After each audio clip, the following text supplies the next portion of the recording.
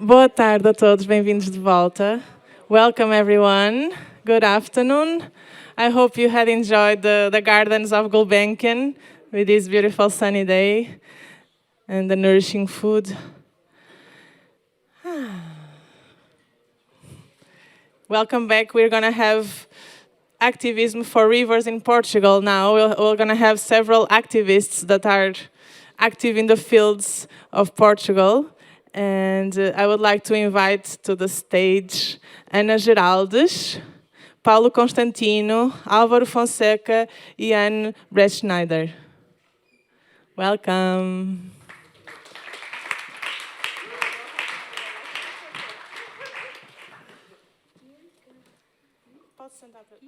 Pode ir já para o púlpito, na verdade. Sim. We're going to start with Ana Geraldes from Movimento Rio Douro, and she's going to tell us about transboundary basin, the importance of creating the movement Rio Douro. Rio Douro. Welcome. Let's take off the mask.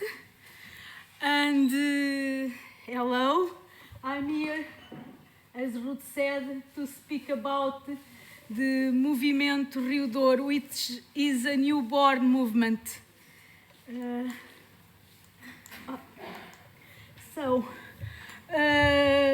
Douro Basin is the largest basin in Iberia. It's shared between Portugal and Spain. Spain has the largest part, and Portugal is this part over here. This basin has it still have a lot of biodiversity, but has a lot of problems generated by pollution, by tourism boats, by dams, the usual things that affect rivers. This movement, the starting point for this movement was the Reviving Douro Basin project, known as well as Rede Douro Vivo, which was a project it ended last year, and it was a project coordinated by GEOTA, and was a multidisciplinary partnership of scientists, of conservationists, of environmentalists, and people from law, experts in law, and also in public communication and in public participation. This project, Rede Douro Vivo, allowed to obtain lots of information concerning River Douro Basin, mainly Portuguese part. Data about biodiversity, data about the stakeholders, data about lots of things. As we can see, there is some examples here. Here in, again, the creation, a map of cartography with the stakeholders that we can involve in future actions, seminars and workshops to divulgate knowledge, meetings with stakeholders, presentations concerning river states, participation in the first European river in Sarajevo. It allowed to obtain a lot of useful and good information to be used later on. And the best one, the idea of create a movement to protect the rivers of this basin. So, even, sorry, I was thinking about, you see here a view, a landscape of Douro. It's the main river Douro, and you can see here the vineyards. This is the region of port wine, where the port wine is produced, is for 20 years an UNESCO heritage. So you see there's big boats, causes a lot of problems for one hand, because they are too big, Sometimes there are trash. The tourists are not sensibilized and put trash in the river, and they are very big and do not interact. Doesn't not bring wellness to these areas. It's a little bit isolated from the development of these areas. So the agriculture can be another problem of non-point source pollution. Diffuse pollution can come from also agriculture. This large river, it seems very large, but it's like it has that aspect because of the dams. Here there are some cascades of dams. Because the River Douro was very torrential, very, very seasonal one. Even the main river, that's what we are talking. Again, the same landscape, and this is like that because there are lots of dams along the river. So even the pandemics, we work for the creation of the movement. Doesn't stop us to create the movement. Here you see some meetings with the stakeholders, meetings online, and the recently newborn movement. You see that it's very recent. It was born in the 2nd of May 2021. What is Movimento Rio Douro? It's a non-formal citizen movement created to defend Douro and to promote restoration projects, to divulgate problems linked to the pollution, to some disturbance events, and it's to defend. The overall idea is to defend Douro. So, it's made of, Movimento River Douro is made of several associations. Some of them are linked with rivers conservation, and they are also a movement of individual citizens. Anyone can be a member. So I am a member, an individual member, but anyone who is concerned with Douro Basin can be a member of this movement. The manifesto. So the manifesto, you can find it in the web page of the movement. But the principles of the movement are, as we expect, promote environment and sustainable development, to include the people and also protect the cultural values, to have an integrated view, try again an integrated view, environment and society, and to promote the management the basin as all, because as everybody knows, a basin is a management unity and must be regarded as a whole system, as unique system, as a whole, and to be independent of the political power, implement the critical thinking, promote the cooperation and participation and transparency. And consequently, the main goals is to defend the sustainable management of the rivers, of Douro Basin and the basin as well, to demand the compliance with national and European law. As we know, sometimes this is not. There are good laws, as it was said in the morning, but sometimes they are not used they exist, but they are not too very well implemented. To fight for a better, more healthier ecosystem, which will be reflected in the quality of water, and to protect also the services that aquatic ecosystems provided to humanity, because as everybody knows, the system, the rivers provided value services to humanity. Without that services, our lives will be more complicated. To give public visibility to the river aggression, sometimes people do not know that there is a source of pollution. People do not know that sometimes agriculture can be a source of pollution. People don't know that touristic boats sometimes will cause environmental problems. So it is necessary to give visibility to these problems. In Portuguese, there is a saying that far from our heart, far from our view. And we have to view, to know, and to fight for the solution of these problems.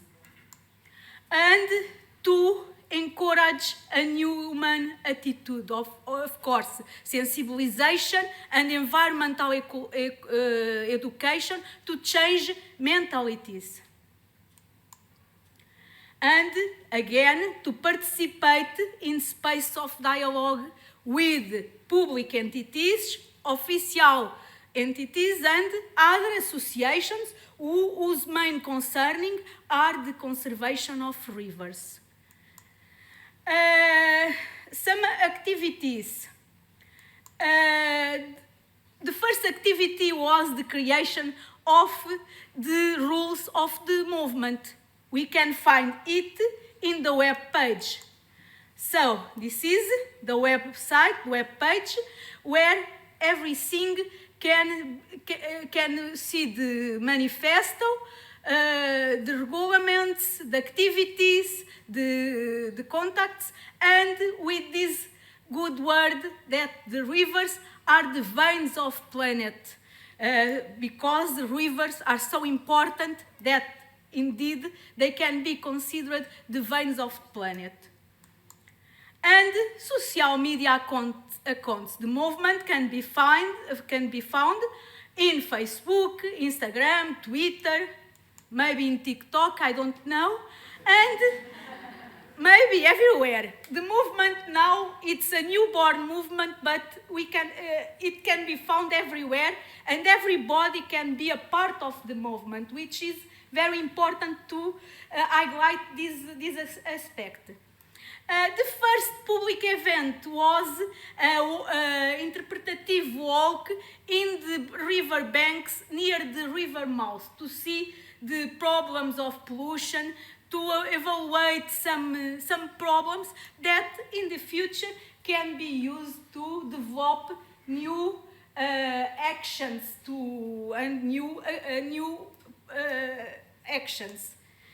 Again, the first media coverage in Porto TV channel, and in the paper media as well.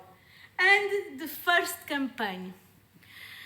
In the river. You have 3 minutes. Just okay. In the river beach mouth, there is beaches that the water is not very appropriated for bathing activities.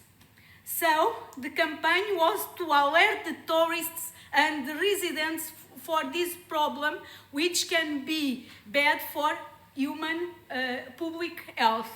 And the idea was to advise them and how it was done, with campaigns in media, direct contact with people, with flyers distributions, placing warning banners like this one, and the results were very interesting. And also in the Facebook and Instagram, and the results were very interesting, because people who were advised Some people questioned the movement on social media and asked more information to local authorities. And better, media began to publish articles about this problem, and the Portuguese Environmental Agency and national authorities were questioned by media why the water was not good for bathing activities, but the people... And please come closer to the microphone they are asking, so you can be heard online. Okay.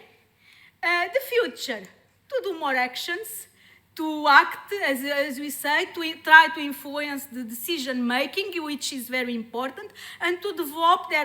I cannot talk by now in the future actions, but soon you will hear about the activities, I'm pretty sure, and it will be a surprise. And here I finish with the contacts and the email of the movement, and thank you, obrigada pela atenção.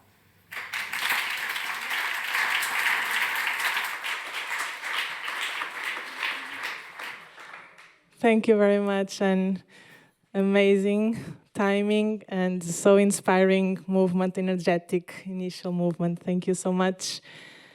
And now we have Paulo Constantino from Protejo, Movimento pelo Tejo.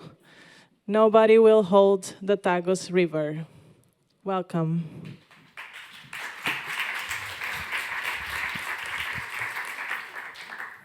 Hello, good afternoon, and it's nice to be here with all of you. I'm going to try to pass the... Okay. No one will hold the Tagus River because it's something nobody can hold, it's nature, and also a will that nobody will hold him. The Protejo mission is to raise awareness and mobilize citizens and their organizations in defense of Tagus River and its tributaries in an ecological and cultural perspective. This is what we want to do. We see the pillars for a living Tagus. It's water quantity, water quality, river connectivity without barriers, biodiversity, and life sustainability. This is for what we want the first three pillars, and the last in the chain, it's biodiversity and our own life that is in stake. And the action required now, and a big question. I'll be fast in this part, in water quantity. The Environment Secretary of State say that there are people that want Spain to send more water. No, Spain sends all the water they can because they want to produce electricity in their dams. So it's not a problem, the water that comes from Spain. The problem is that we don't have ecological flows. That is the problem. Nobody is asking more water to Spain. This is the precipitation. This is the Spanish basin. In the left is there where there is more water, the Extremadura, the region of Spain. Another one. And there is a cascade of dams in Spanish Extremadura. Azutan, Valdecañas, Torrejón, Alcántara, the biggest one, it's about 50% of the capacity. Here it is. Extremadura has the most of the dams. Alcántara is half of the Extremadura. And the main use is hydroelectric. And this is why Spanish hydroelectric enterprises want the water to get to Portugal. It's not the opposite. And there is the transformation of annual precipitation. It's each time more evapotranspiration. and the decline of precipitation also along the years. And the flow to Portugal is 63%. The water, most of the water of the Spanish basin gets to Portugal. Spain wants to get the water here for producing electricity in their dams. It's the opposite what is said. The problem is this is the uses, the use for irrigation, supply, and aquifers. It's all the same. The essential use is non-consumption in for electricity. This is the availability of water in Portugal, from Spain, and the uses. And from Spain to Portugal, what goes to the sea, it's 48%. It's very much because it has to produce the electricity, I said. This is the Albufeira Convention, and it has minimum flows, don't have ecological flows. And we can see here, there is a surplus above the red line. So there is much water than what is in the Albufeira Convention.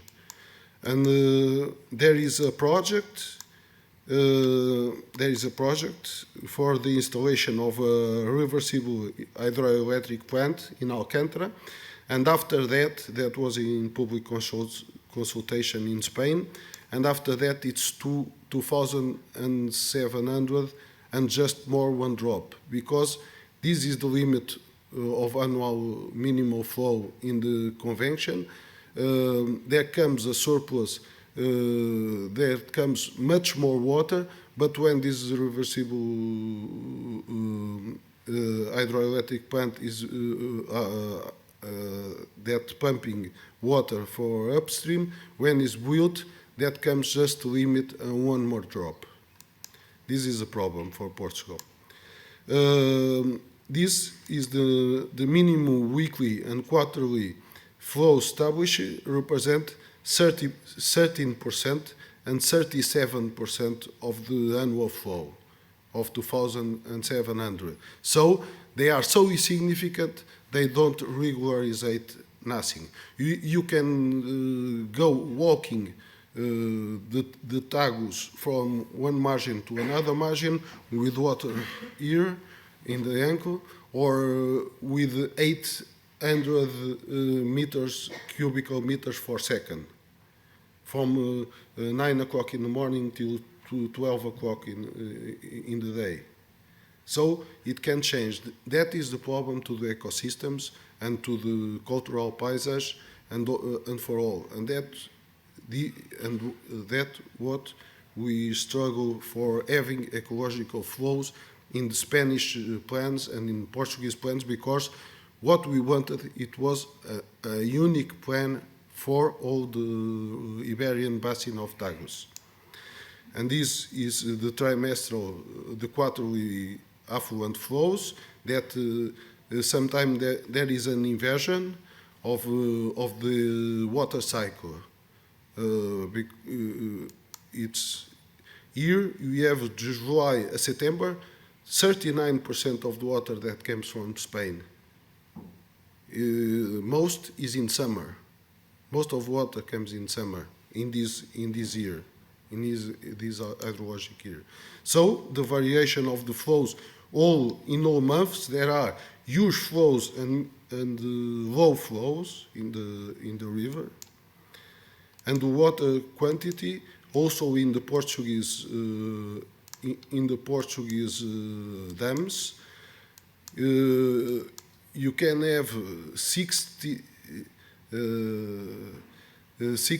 hours of the zero flow, and accomplish the average daily flow that is established for the dams. And there's negative impacts, economic activities, enjoyment of populations, biodiversity, ecosystems, and after the sustainable of our own life. I'm going to pass. Then there is a transfer between different basins in Spain, and the possibility of a new transfer. But that I think it will not happen. And water quality, the Water Framework Directive, and the pollution from Spain in the Tagus River, the affluents and estuarium. Estuarium pollution since March 9, in 2021. There is bivalve fish ban because of the pollution, and it's in the Tagus Estuary Natural Reservation. And that comes from all the river upstream and the affluents, Nabão, Alviela, Boa Água, Nisa. Many affluents with problems. And also in the main stretch of Tagus River pollution during 2021. And also the eutrophication from Spain.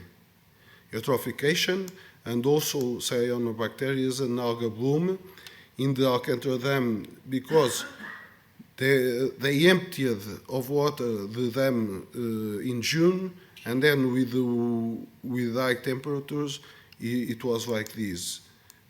And there was an investigation to Iberdrola by the Spanish government, but I don't think it's going to help. The pollution affected the Portuguese river downstream. And here again, there was a notice from the Portuguese Environmental Agency. And also the river connectivities without barriers. What Catarina said, they want to build more dams and more weirs. That has impact of fragmentation of habitats and ecosystems and worse water quality and quantity. Paulo, you have 5 minutes. And this in the last 120 of Free Tagus River, 2 new dams and 4 new weirs, it's equal 1,000 kilometers, less 800 kilometers of dams and weirs since the source. There are more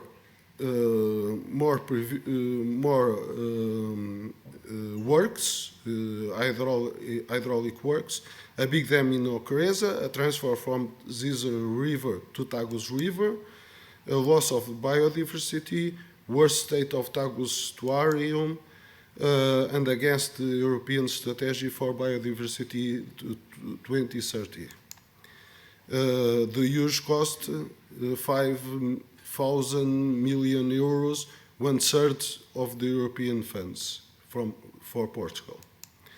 And also, there are alternatives, water abstraction directly from the Tagus River. We already have one station, and we could build other ones. Lower cost, 10 million euros, one, but even if we, for the needs of the Tagus project that wants to build the weirs and the dams, that needs this water. If then they do it, it's 1/5 parts of what cost the dams and transfers. And the result, it would be some money to support sustainable agriculture. There is what you need. And, but this flow that project needs, it's all the water that comes from Spain. The minimal flow that is established in the Convention of Albufeira. So much water. And the ecological flow to the estuary and the sea. We have to think about all of this too. And the biodiversity is the basis of ecosystems that provides services of great importance for society, the provision, regulation and purification of water, and it needs good water in quantity and in quality. I pass fast. The role of free rivers also in this, and the dams' negative pressures requires ecological vision of alternatives for action on the supply of and demand of water. We have to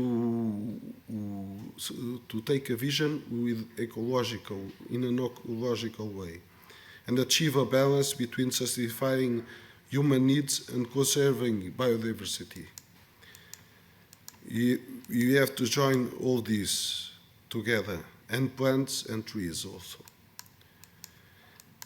The action required is a complaint to the European Commission against Portugal and Spain. Maybe in the national courts first, we will see after. Because the management of hydroelectric production dams, it's causing further deterioration of ecological status of the water bodies. And this is against the Water Framework Directive. And also there is a guidance document for implementation of ecological flows, what does not happen in the Tagus Basin, but just in the borderline, because the Spanish plan has ecological flows in all the Tagus River in Spain, and in Cedillo, in the borderline with Portugal, the flow is divided in the minimum flow in the Albufeira Convention by the seconds of the quarter. And that is the ecological flow, and they call it ecological flow in the plan. And 1 minute, wrong. Paulo, please. It's just to finish, non-compliance with the European Biodiversity City Strategy 2030, and it's a contradiction and perversion of the objectives defined, the hydraulic works they want to do, and you can guess the big question now. Still believe in hydric green product of dams? This is the one of Iberdrola. It has this green product. And let's dive in a living Tagus. Someday maybe you can. Let's join the president. He have done it before, the Portuguese president, when it was candidate to the municipality of Lisbon, and take many vaccines to do this. So we hope he can do it in the future without vaccines. And but before, we have to save our river. Thank you.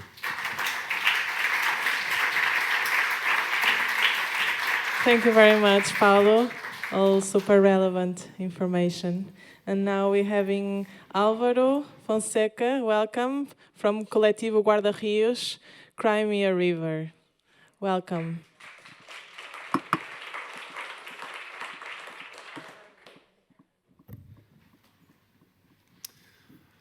Hello, everyone.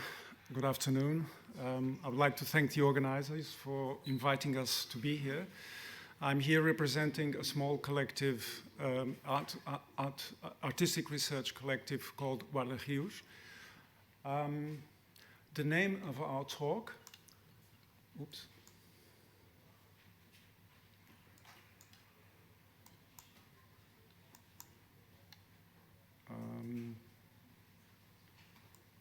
Okay. The title of our talk has been borrowed from an inspiring essay by Indian environmentalist Suprabha Sachan, from which I will read a small transcript. Rivers are transport systems for trade, it is said. Rivers are beautiful, it is said. Riverfront property is costly, it is said. Rivers attract millions of tourists, it is said. You can't step into the same river twice, it is said. Rivers make great metaphors, it is said. Life is like a river, it is said. River-like we flow, it is said. Rivers are the arteries of the planet, it is said. Guarda Rios in Portuguese has a double meaning. It refers to a human profession, riverkeeper, that was actually discontinued in the 1990s and only recently reinstated. Guarda Rios also refers to a riverside bird species, namely the European kingfisher. As I said, Guarda Rios is a collective, an artistic research and creation collective around riverside territories. Guarda-Rios is also the name of a project that has been ongoing since 2019 that has involved 1 to 2 week long residencies in different river basins in Portugal, mostly in rural or depopulated regions, but also a series of exhibitions. Our approach has been a multidimensional one, involving observation and interaction with the local realities of each territory that we visited, interlinking biophysical, ecological, anthropological, aesthetic, and subjective dimensions. Our activities have involved different immersive and relational activities, including assembly and experimenting also with different types of vessels that were built express for this project. It involved meeting with local people, field recordings, meeting with not only people connected to the land, but also people connected to the rivers, mainly fishermen and boat builders. Also explorations with the floating vessels that we built, promoting walks and debates in some of the areas where we had residencies.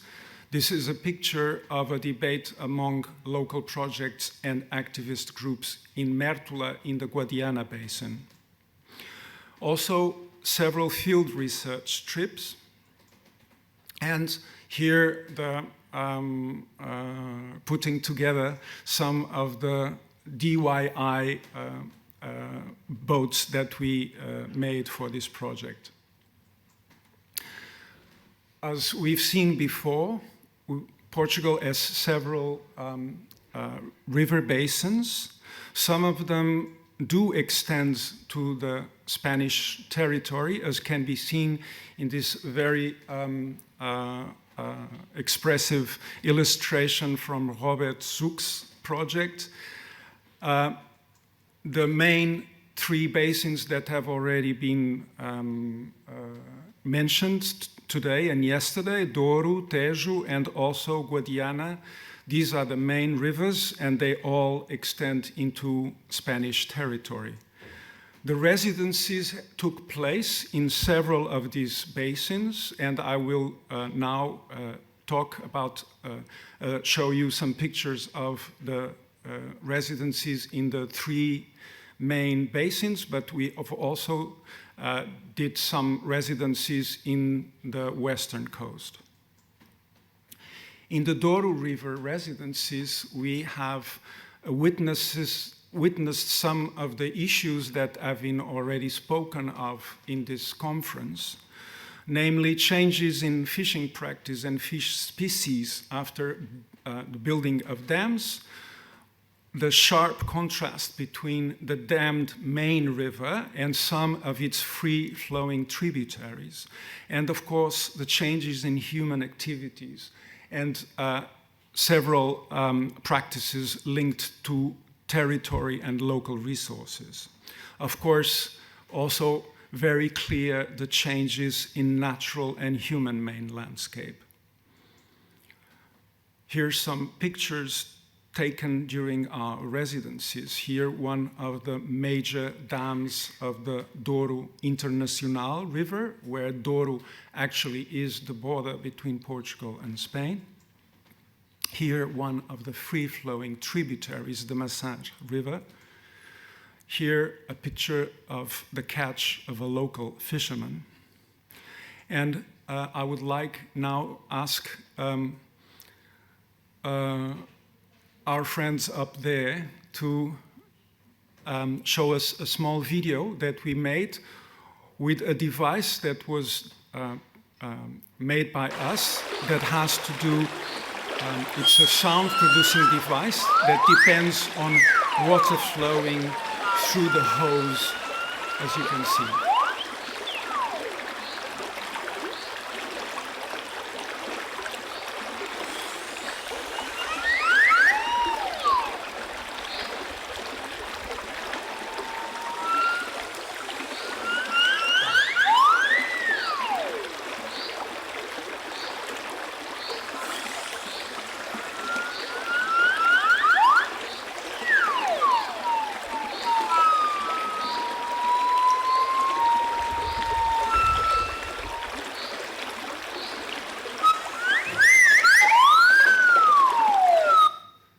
Thank you.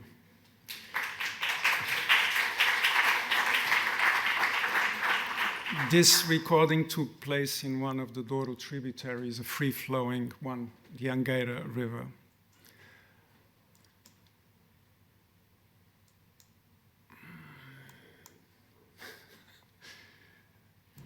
Okay.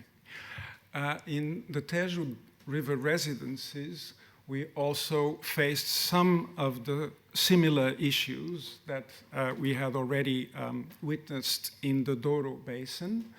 And I will now show you some of the pictures. We have mainly explored the so-called Tejo Internacional Natural Park region, where the Tejo is also the border between Portugal and Spain, as well as some of its tributaries in the area. Here, one of the events that Paulo has mentioned, this occurred in October 2001 after an exceptional discharge of the Cedilho Dam during late summer, which led to the complete emptying of the basin, affecting some of the tributaries. This is one of them, running from north to south, the Ponsul River. And actually, this would be what the river flow would look like in summer. The only problem is that before, this was flooded by the reservoir. I mean, most of the time, but not at this moment, of course.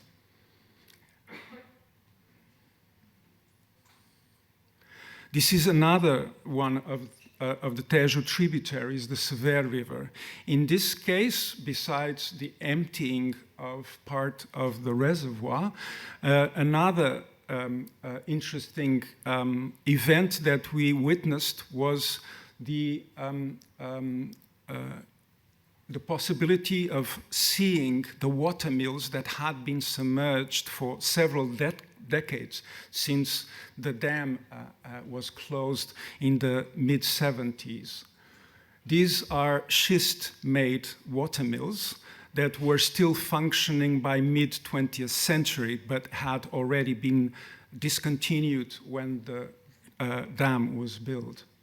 But they are absolutely amazing structures. Again, one of other minor tributaries of the river, in the Tejo River, in the same event. Another event that also has been mentioned by Paulo just before were some of the eutrophization events. This one, Azolla water fern bloom in the spring of 2020. Here, this is the Ponsul area of the reservoir. And this year, in September, there was also an exceptional cyanobacteria bloom that actually originated in Spain, but then, of course, with the several discharges of the several dams in Spain, it came all the way down into the Portugal zone. This is actually the Cedilho Dam, which is the border with Spain. This is a dam that is managed by private Spanish company called Iberdrola. These are some of the effects of the cyanobacteria bloom. In the Guadiana River basin, we had two residencies, one upstream of the large Alqueva Dam in the area of the reservoir, and another one downstream from the dam at the Mertula, in the Mertula region. You have 3 minutes. Okay, thank you. Again, some pictures showing what we saw during those residencies. Here is the area of the Alqueva Dam reservoir in October, so early autumn 2020. Here, the extensive agriculture projects that have been flourishing, unfortunately, in this area. And this would be how this area looked like. This is one of the still free-flowing tributaries of the Guadiana River, the Ardila. Here, an image taken in late summer at Pulo do Lobo near Mertula. The river appears to be flowing very strongly, but this is only because Alqueva Dam is giving a lot of water, whereas normally this river would be quite with a very small flow during summer.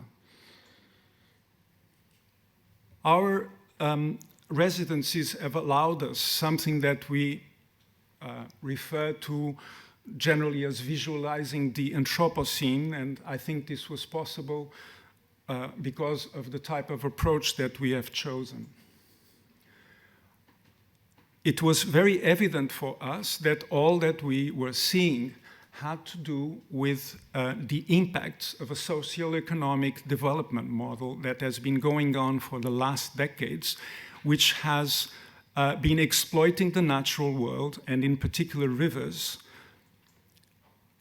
We summon here a quote from American systems thinker Gregory Bateson, which we think describes very much what we think is happening.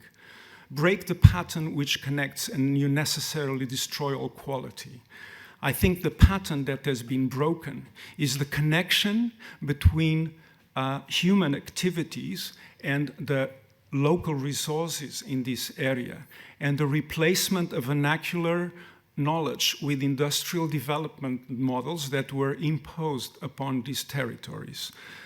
A heavy disconnect of land-based knowledge and craftsmanship also happened during this time. We believe that the challenge, one of the biggest challenges for not only researchers, activists, and citizens in general, but also for artists, is summarized in this quote from French philosopher Félix Guattari. How can we recreate social practices that will give us our humanity back, not only for our own survival, but just as much for the future of life on the planet, for animal species and plants, but also for non-bodily species such as music, art, film, and the relationship to both time, love, and care for others, the feeling of merging into the heart of the cosmos. We propose that the answer to this challenge is to reconnect with territories and people, involving approaches of ecological ethics, relational aesthetics, but also we saw some projects already going in this direction, namely local socially engaged and regenerative projects, and the need for interdisciplinary dialogue and mutual support in what is sometimes referred to as the infrapolitical sphere. I finish with another quote from the same essay by Suprabha Seshan. Rivers are not alive, it is said. They are like factories and cars, systems that can be taken apart and put together. It is said that the world's economy needs the world's rivers, the world's oceans, the world's forests, and the world's people. That the world's economy is infinitely more important than the world's ecology, which is now measured at $33 trillion only. That the currents between bank accounts flow sweeter than the waters of a river, enabling our evolution as a species by nourishing our bellies, our minds and hearts, and ever-demanding bodies. Nearly all the rivers in the world have been dammed. What's your worry? Are you not being supported by the economy? Again, I'm part of a small group of people which consists the Guarda Rios Collective. There's 4 of us, 2 are in the front row. You can meet us later on or when there is a visit to an ongoing exhibition in an art gallery in Alvalade. And we also would like to thank all the people with whom we interacted, including some artists that were invited for some of our residencies. Thank you.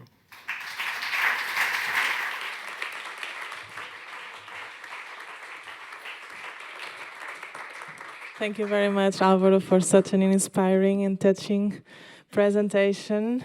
I hope we can see more later on in the evening. And now we're going to have Anne Brettschneider from the Community Peace Research Center of Tomeira with a story about Rio Mira and the region on the brink. Please, welcome.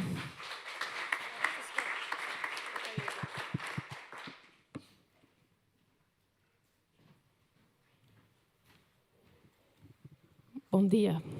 Can you hear me well? Great. Wow. We're in a speed train, I feel. And I learned when you go fast, you have to slow down within the curve. So I invite us all, first of all, to take a deep breath together. And I want to show you a colleague of mine that I came with on stage. This one. This is water from this river that I'm going to talk about, Rio Mira. I place it here. Rio Mira is a watershed. The Mira watershed is very nearby a land-based community where I'm living here in Portugal, more or less 200 kilometers south of here, in a bigger region called the Alentejo. And the Alentejo has certain stereotypes in Portugal. My Portuguese colleagues here know it's a bit slow, laid back, a bit backwards also.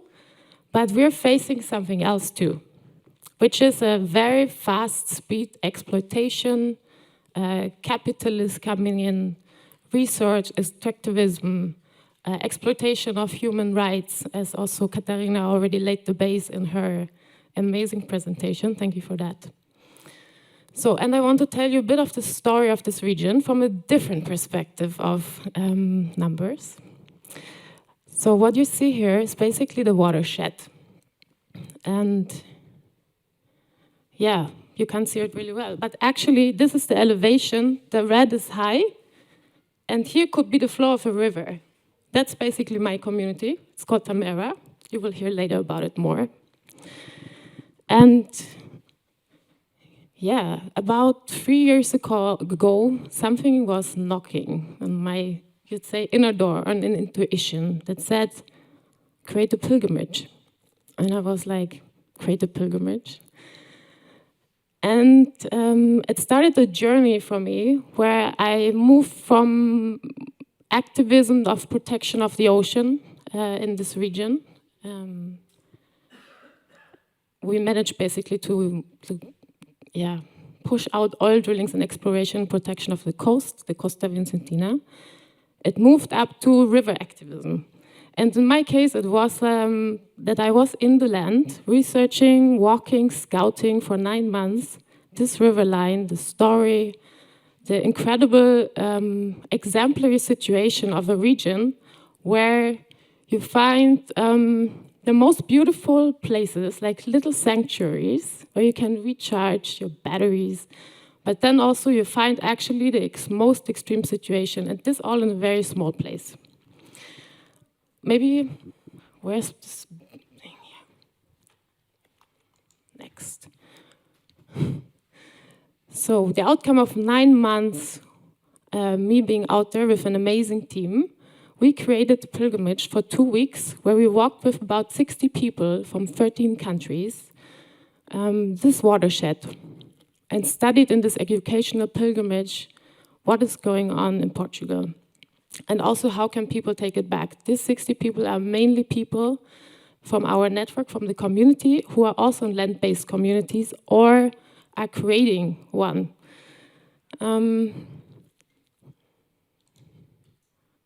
Wow, I think you can't see anything of this. I think you cannot see it so well because of the lights. Maybe we need Maybe we can change to the light change that, situation yeah. a little bit. because you were here in the front, they turn on the lights, and now we want to see the back. Thank you. Can you see this better? Kind of not. Okay, so what we did, I will tell you. We started walking 170 kilometers with a group, and we, for example, had at some point the challenge how to cross this huge dammed lake, because there is also the story of a dam, 52 years old dam, and we decided to cross it by canoe. So we were simply a whole day paddling our way through this giant water mass, really beautiful, and at the same time you pass dead trees. You have the water lines where you see the water going down in the last years drastically. And you arrive to a huge dam located in the perfect position to block all the water from the flow. There's also an association running this dam, and the ecological flow is basically close to zero throughout the year. So there is no river anymore. When I said the title Geomira is actually a bit of a tricky situation, because most of the water is now used for irrigation. In this coastline of Portugal, there's something called irrigation belt happening, where mainly international companies are building, planting with big polytunnel, monoculture, berries, and anything else for export. So the water that goes through the systems into our coastline, where people mainly from Asia and very, very intense conditions are working, getting exploited. These luxury products, they're getting exported mainly to the rest of Europe and other places. So here you see an example of the group walking through the greenhouse area. Here you see an example of the canals, partly open canals, where the water is flowing towards the ocean. Yeah, so what we're facing in the last couple of years is a very intense situation. So less rainwater falling, also climate change is of course reaching here. And you see here, where's this laser? Here. The amount of water is going down. This is the Santa Clara Dam Lake. That's the dam, what it's called, after a village that is nearby. And this here is the curve for the hectares that are rising, the land grabbing, so to say, I would even call it, by the companies and the sellout that is happening in this area. Oh, it's very intense to tell you this, I have to say. So, what to do? In the last years, there's also a different movement. So the title of this panel is Activism for Rivers in Portugal. And there is also a movement to take back basically the power to this watershed and the region around and make different steps. And one of the video that I want to show you now is showing a bit the resistance against this exploitation. And I thought I'd let the images speak for themselves, so you can get an idea of the already very committed activists that are putting also their lives very much into this flow. And maybe in the back, our supportive friends there can start the video. Thank you.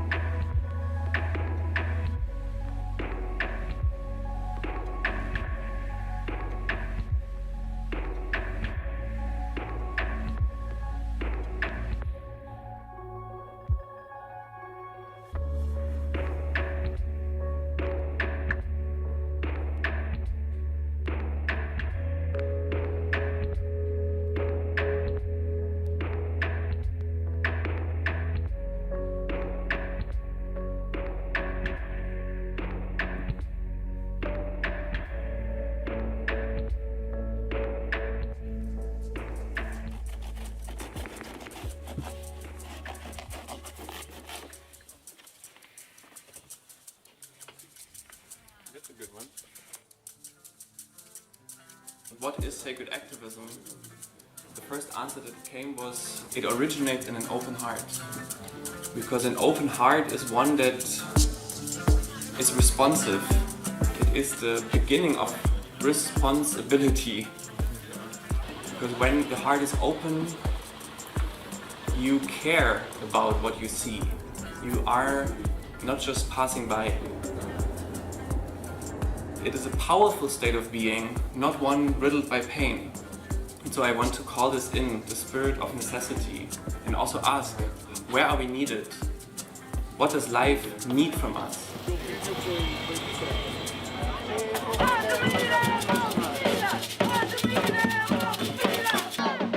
Sítio de naturezas únicas, de história e lendas de encantar, mas há algo que está a matar, uma agricultura intensiva sem parar. Agricultura intensiva!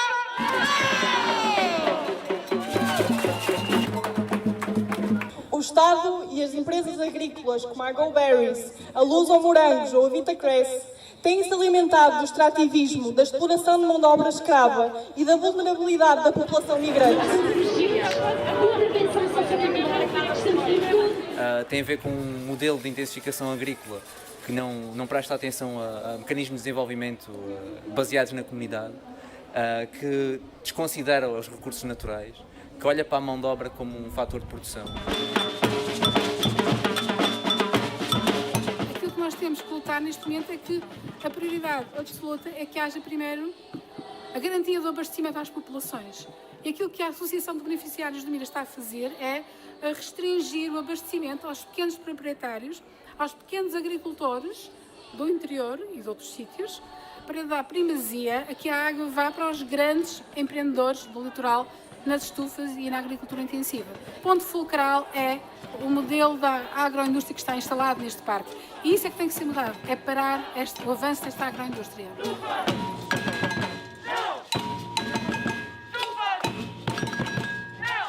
Esta questão não é uma questão dos mercadores de escravos ou do governo que não legisla, mas de todo o modelo que tem beneficiários diretos. Se não fosse o apoio público explícito, estas empresas não podiam fazer isto. Esse apoio explícito implica também fechar os olhos a todas as barbaridades que são cometidas contra pessoas e contra a natureza. É muito importante não deixar que o assunto se torne uma questão técnica, como a casa das pessoas, que é importante, obviamente, ou uma descarga pontual. Este modelo requer esta destruição. Esta destruição é parte intrínseca deste modelo. Nós queremos um futuro para nós e os demais. Energia limpa, sustentável sempre, para sempre gerações ainda poderem bem viver. Agricultura intensiva, não! Aquilo que ali está não é o único conceito de agricultura que nós podemos defender. A agricultura é outra coisa. O que ali está é uma indústria. Que sonhos temos para o futuro desta região? Desmantelar as estufas? Oferecer aos trabalhadores que aqui se encontram a possibilidade de trabalhar na restauração de ecossistemas com salários dignos e habitação justa? Fazer da barragem de Santa Clara um bem público, tratando a água como um bem comum e não como propriedade da Associação dos Beneficiários do MIRA? O Alentejo poderia modelar a regeneração ecológica, o desenvolvimento de comunidades, a criação de economias solidárias locais e a cooperação intercultural. Uma região que exemplifica um caminho viável para muitas outras regiões do sul da Europa e do mundo. Na verdade, este não é apenas um sonho, mas a única forma realista de sobreviver às atuais crises ecológicas e sociais.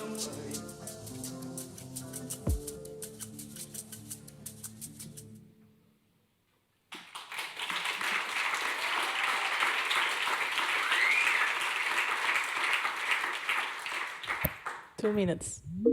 Thank you. So, does this mic work now? Kind of not. Hello? Okay, I take this one again. Yeah, thank you. Maybe you can go to the last slide of the presentation. That would be wonderful.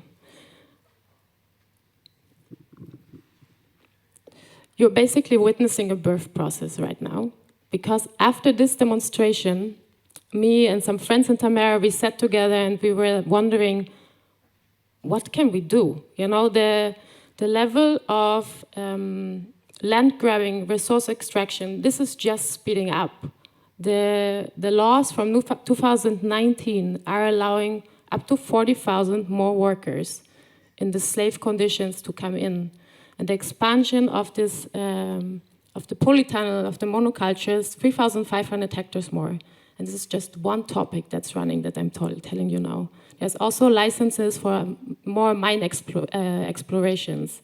There's also giant projects for photovoltaic installations, thousands of hectares.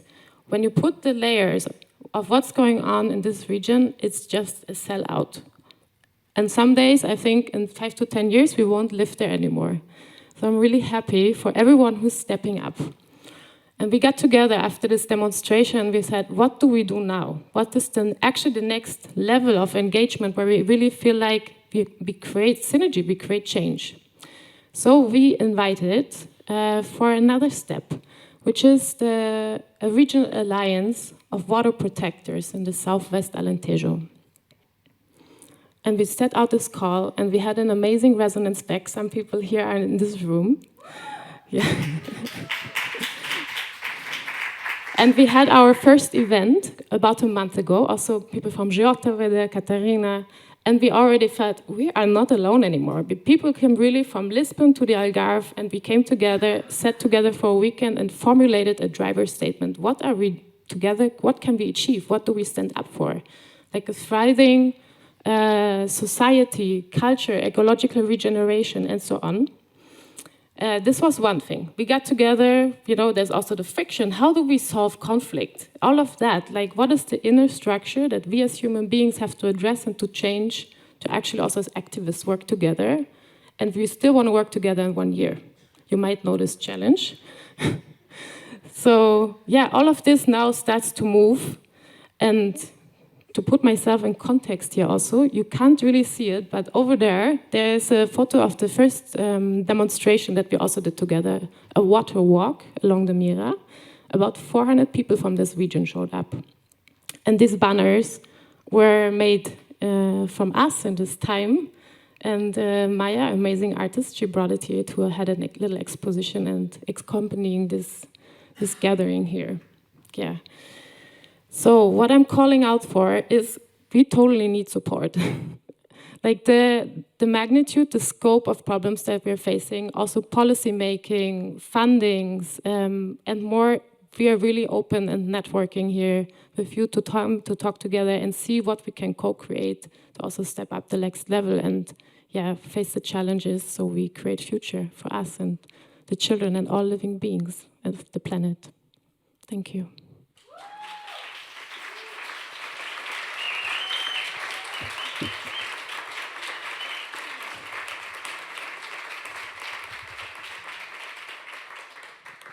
Thank you so much, Anne, for such inspiring presentation. And thank you, all of you, also for keeping the time. So now we have time for a bit of dialogue, discussion, comments. So if you like, you can take another breath in all together. And we can come in and bring questions or comments to any of the project's amazing initiatives that were presented now. Thank you so much for being a human being, a citizen, and moving this forward also in our own scale, right? Like that we can do so much being as individuals as we are. And Bruna, please.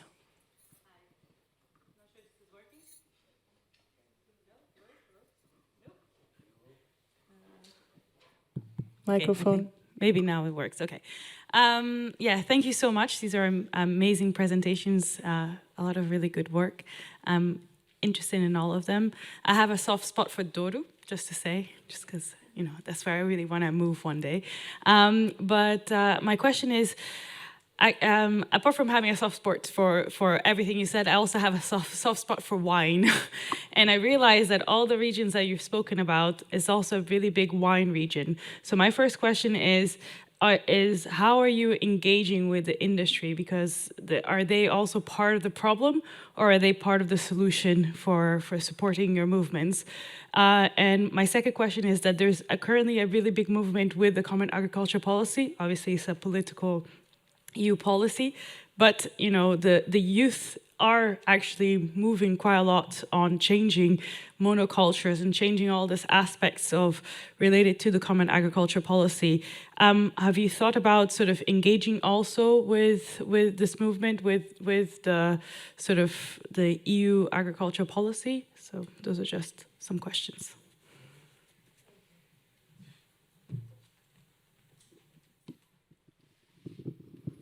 Alô? Estou... Tá bom.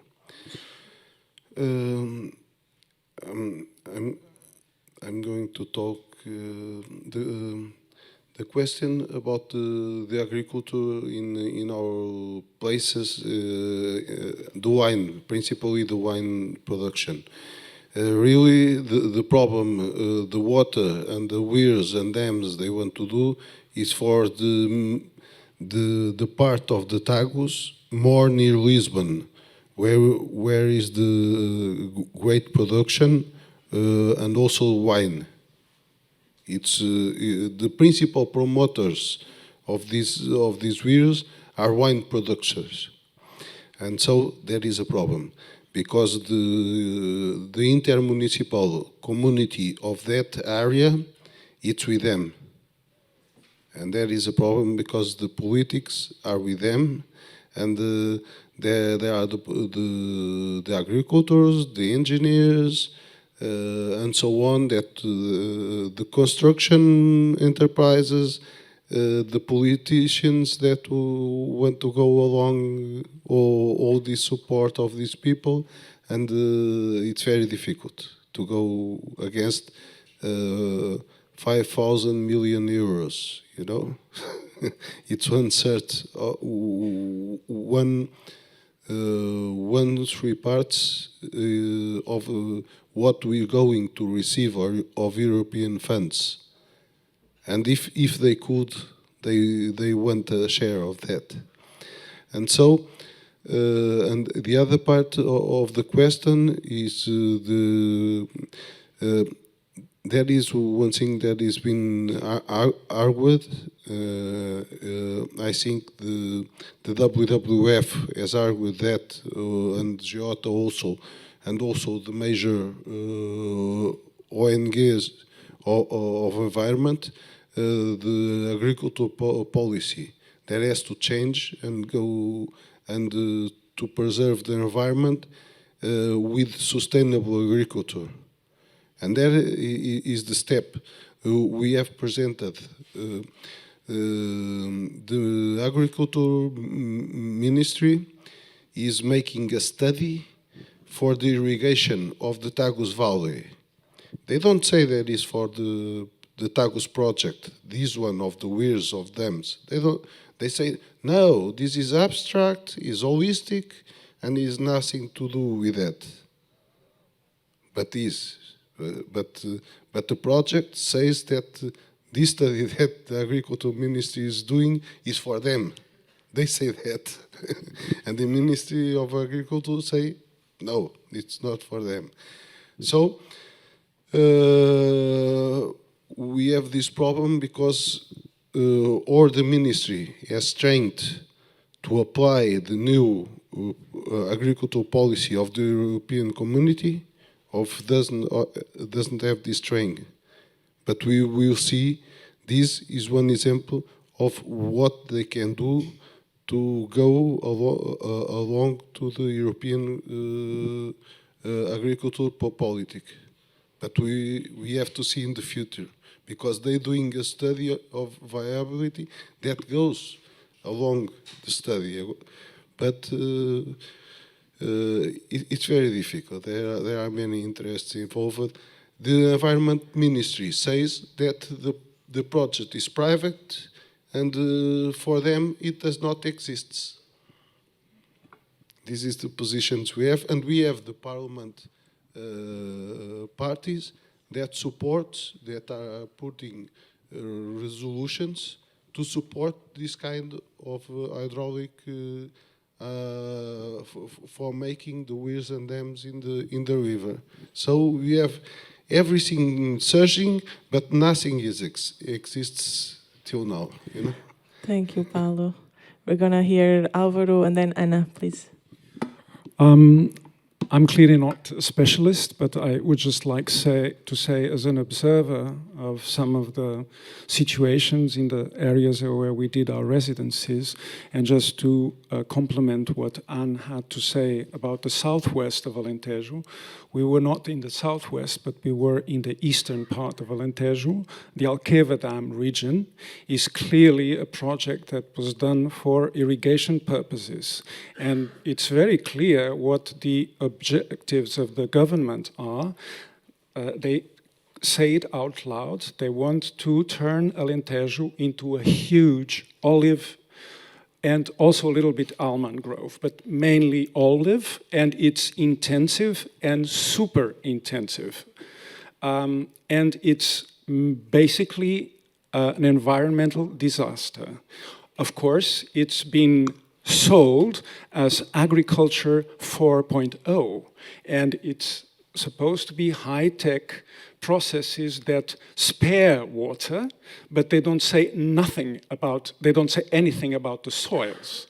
And the situation of the soils, and the data is available, is appalling, basically. And if I may pose a question to Anne, I was just wondering how you got hold of data on the water flow in Mira, because when we were in Guadiana, we were trying to get data on the water flow of Guadiana River, and we asked in several, the township and some institutions in Mertla, and they were also, you have to ask somewhere else. And then, and then we went to APA website, and APA website is, I don't know if you've been there, it's, I don't have words to describe it, but we could not access basically data on water quantity, flow, or quality. I mean, a lot of the very few data is totally outdated. So we are not monitoring the quality of the water in our rivers. And this is, I mean, for us who are not even specialists, just one another very short comment. Really, this is a systemic problem, and we have to approach it from a systemic perspective. We should look at rivers as part of large territories, and we have to look at what's going on in agriculture, in industry, because there's also, and forestry. I mean, we haven't talked about forestry in Portugal. But anyway, so I'm not going to say nothing more, but really support a systemic approach and a systemic view also to activism. Thank you. Thank you, Álvaro. Let's first hear Ana about the first question, and then we give the voice to Anne to answer Álvaro's question, please. About the first questions, as Álvaro said, there is much to do and to have the integrated view. In what concerns to agriculture, of course, the farmers have to be a part of the solution. And as far as I'm concerning, the money that is spent on creating new dams for irrigation should be used to develop, to improve, to do management of the crops, to do some research on the genetics to create or to recreate crops very resistant to the dry periods. And there are also techniques that allow us to use very not so many water to irrigation that should be implemented and financed. So I think there are several ways. It depends on the territory, but there are solutions that should be implemented. Not the creation of new dams. It's not a solution. It's a solution, yes, to try to develop new crops with resistance to dryness, and to also educate the farmers. And I think the activists that are in Europe to make lobbying, they could also lobbying for the development of new kind of crops, new water irrigation technologies that could.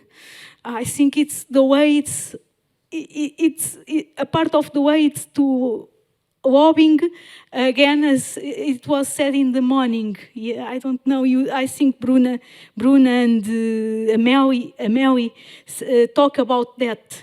We have to do pressure, because it's not worthy to say to a large farmer with intensive agriculture, now you have to stop.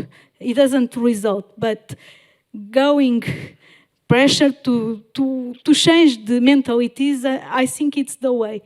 It's my opinion. I don't know. I don't know if I made me understood. Thank you, Anna. And yeah, now you can answer Alvaro's question. And I just want to say, if you have some other question, you can already think of coming after Anne. And also the audience online, feel free to send us questions through the channel. So Anne and maybe Miguel after Anne, if you like. I want to come back to this question first, because one of the big problems we're facing in this region is private land ownership. So it's not about wine, it's actually about private ownership, in this case, even of a big nature reserve park. So there's clashing interests in nature reserve protection, and what do private landowners want to do with the land? They want to make money. It's a poor region. So renting out land to these companies that then put basically bulldozer the land, put plastic on top. We have an ocean of plastic in some places now. This is how people make money. So it's a very, I think it's a long-term dialogue that has to start much more from citizen to this, also to this group of people. And sometimes in this region, they're even untraceable. There's thousands of hectares of land where people don't look after. These are people that don't live in this region even anymore. It's a very complex situation that you address somehow. And I'm with you with this. We need to get further in that, for sure. Then how we got data of the river. I am blessed that in our network there is an expert, a geologist called Sergio Marachin. It's his life work, basically, to track this data. And he knows how to get access to it. I mentioned ABM, which is the association that runs this dam, Santa Clara, and they publish some data. So, and it's a combination of going out to the lake, to the dam, and have a look. Okay, we know the speciality of this dam is it runs by gravity. Like, actually, it should not be pumped, the water out of this lake. But we're so low now that the IBM installed 4 huge pumps. And what we're witnessing now, that they're going below the pumping level already, like the dead volume of the basin. And so every time where they put it deeper, and right now we're reaching the level where it's technically in 3.7 meters, it's done. There's no technical solution so far how to pump more. So, and this is actually in an area where 90% of this water that's getting pumped gets into the agro-industry. 3% of this water is feeding the local population. About 3% goes to mines. So this is the scope of what we're talking about. Yeah, so it's a mixture. Be in contact with the land and dig for information. This would be my answer for that. Yeah. Thank you, Anne. Anyone else to answer this, Catarina? No. So maybe a last question. Miguel, you can come, please, before going to the next session. it's not exactly a question, and I don't want to be caustic with my interventions, but sometimes I think we go a little bit adrift, like I think intensive agriculture is not exactly the problem. It's the practices of the intensive agriculture that we are using now that are the problem, because we have a lot of regenerative practices that are also intensive in the way they are done, but they have a lot of other ways to do it. And actually, when you go into that direction, you also regenerate the land around the river and the water flows, because it's the way to manage the agriculture itself. So I would just like to raise a little bit these ideas, and for us to push for policies that actually bring us closer to the regenerative management of the water lines, mostly. Thank you, Miguel.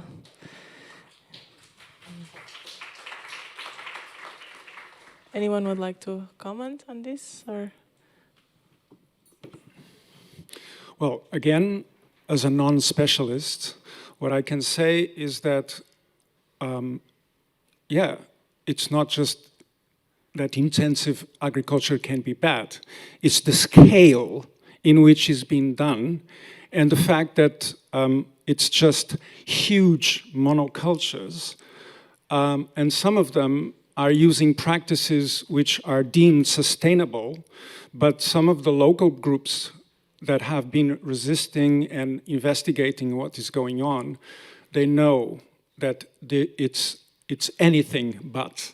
So in the case of Baixo Alentejo, around the Alqueva Dam, this is mostly what is happening. Again, I'm a non-specialist, so please take my words with a grain of salt, but this is what we heard from that region, and I think it's what we feel is what we felt is that we still need a lot of crosstalk between the different groups, because the problem is always the same: profit-making versus well-being of the local populations, and looking at natural values, including food, as a common good, a public good.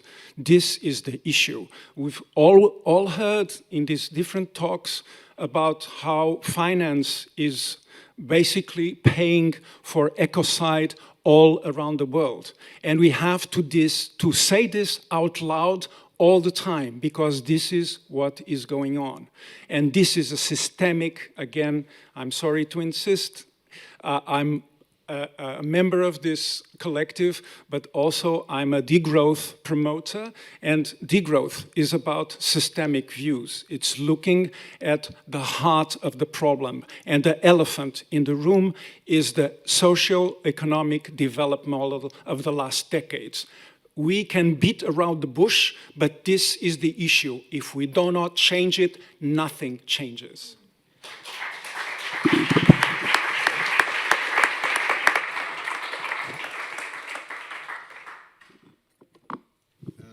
I just wanted to say that we have presented to the Agriculture Ministry a memorandum for Free Tagus, where there is the alternative of catchment of water directly from the river, but also ecological agriculture and other kind of practices that could be used in this way.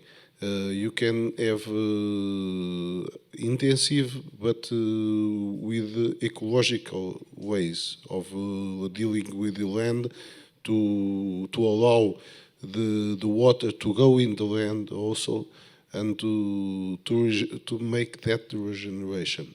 This is also there. We are not experts, but we know that this is possible. Probably you already do it, and this is a message that we want to pass, and the need for water quantity, quality, free rivers, for biodiversity and for people lives. This is the message we want to pass, and we try to put the alternatives of solutions on what we propose alternatively to what exists, and this one is also there. Thank you, Paulo. Thank you, Paulo, and all of you for your amazing presence in this stage for this summit. It was really, really nice to have you here, and thank you for the questions and the rich conversations.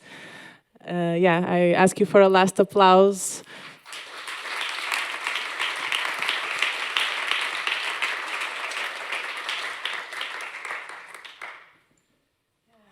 And this time we go directly to the next session, and a shorter one, a 1-hour session, with the first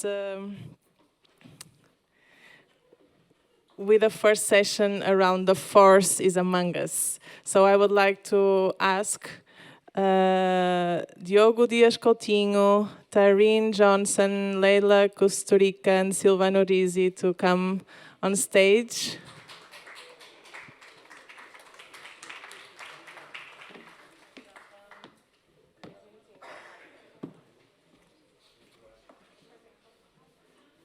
Hello. So these are... Okay.